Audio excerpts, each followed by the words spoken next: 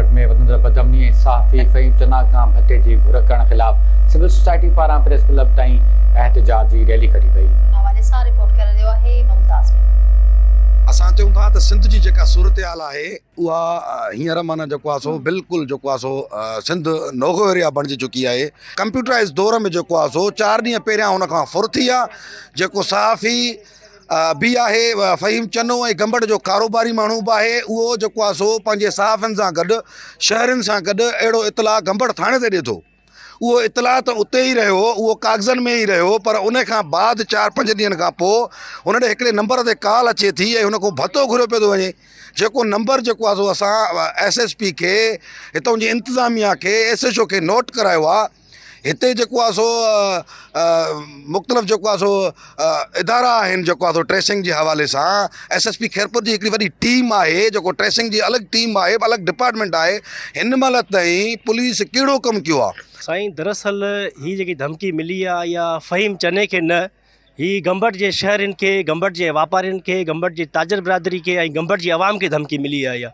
इन में SSP खैरपुर खे बाक़ाइदा जेको एतमाद वठी करे इन्हनि खे सहाफ़ियुनि खे ऐं शहरनि खे इन जेके नंबर खे जेको ट्रेस कराए वञे। ऐं अॼुकल्ह जेको आहे सो जदीद दौर आहे, IT सेक्शन क़ाइमु आहिनि, फ़ौरन जेको आहे सो नंबरनि जी लोकेशनूं वग़ैरह अची थियूं वञनि।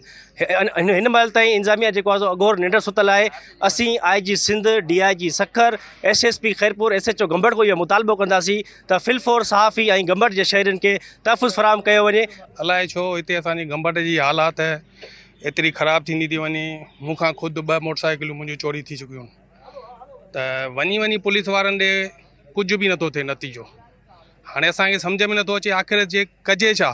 बिस्मिल्लाह रहमान। जीअं त कुझु ॾींहंनि खां वठी मूंखे मुसलसिल इहे ट्रेस अचनि पिया। मां इन जी NC बि कराई, अॻ में मुंहिंजी चोरी बि थिए पई, जेका मां बर वक़्तु जागी ऐं उहा प्लेटूं छॾायूं जेके सोशल मीडिया ते मुंहिंजो उहा पई आहे क्लिप। उन खां पोइ वरी मां पंहिंजो दुकानु बंदि कयूं, वञा पियो अखियुनि वारे इस्पताल खां, वरी मूंखे 3 ॼणनि अॻु ॾिनो, जेका मां हुननि सां मुज़ाहमत कई। मूंसां हिकिड़ो नंढिड़ो छोकिरो बि साण हुयो। मां मुज़ाहमत करे उतां हिननि मूं जान छॾाई। वरी मां उहा NC गंबट थाणे ते दाख़िल कराई। मां पुलिस खे इतलाह ॾिनो, मां चयोमांसि मूंखे ख़तरो आहे, तव्हां इन जो नोटिस वठो, हिते पिकट क़ाइमु कयो, असां अचूं वञूं था। इहो राणीपुर रोड जंहिंसां मुंहिंजो घरु आहे, इहो गंबट जो क़दीमी रोड आहे। हे बाईपास बि पोइ ठहियो, गिम्स पोइ ठही, शहर जा ॿिया जेके बि टोटल रस्ता आहिनि इहे पोइ ठहिया। पहिरियों गंबट जो जेको बि कारोबार वहिंवार हूंदो इन रोड सां हूंदो। तव्हां नौजवान ऑफिसर हो ऐं सुठा पढ़िया लिखिया हो, तव्हां इन ते नोटिस वठो। 2 ॾींहं अॻ में तव्हांजे हिकिड़े पुलिस एहलकार खां जीतरी थी फुर थिए, अॼु असां खां थी थिए। शहर में उन ॾींहुं हिकिड़े खां 12-13 लख खसिजी विया आहिनि। शहर असांजो खैरपुर बि मूंखे लॻे थो त ॼण हे घोटकी करे पोइ असां अपटींदा।